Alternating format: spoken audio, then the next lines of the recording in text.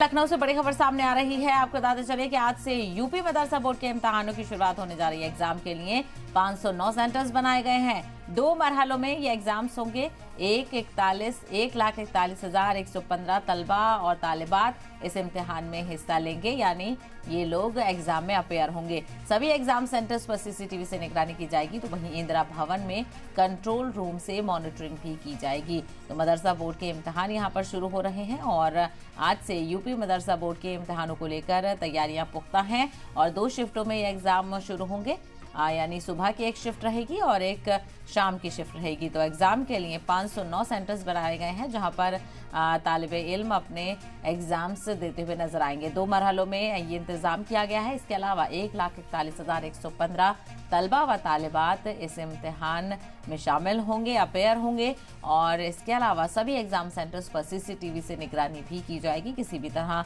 की कोई कोताही या कोई चीटिंग ना हो पाए, इसका भी खास इंतजाम किया गया है। इसके अलावा इंदिरा भवन में कंट्रोल रूम बनाया गया है, मॉनिटरिंग कंट्रोल रूम बनाया गया है, जहां से सभी सेंटर्स पर नजर रखी जाएगी और किसी भी तरह की कोई गड़बड़ी को लेकर भी पूरा इंतजाम किया गया है। तो आज से यूपी मदरसा बोर्ड के इम्तिहानों की शुरुआत हो रही है। 509 सेंटर्स पर तालिबे इल्म पहुंचते हुए नजर आएंगे और सभी लोग अपने अपने पर्चे भरेंगे। तो अपने अपने पर्चे यहाँ पर तलबा और तालिबात लिखते हुए नजर आएंगे। 2 मरहलों में ये एग्जाम्स मुनक्किद किए जाने हैं और तकरीबन 1.5 लाख के करीब तलबा व तालिबात इस इम्तिहान में हिस्सा लेंगे, जो कि बोर्ड इम्तिहान मदरसा बोर्ड से पास करने जा रहे हैं।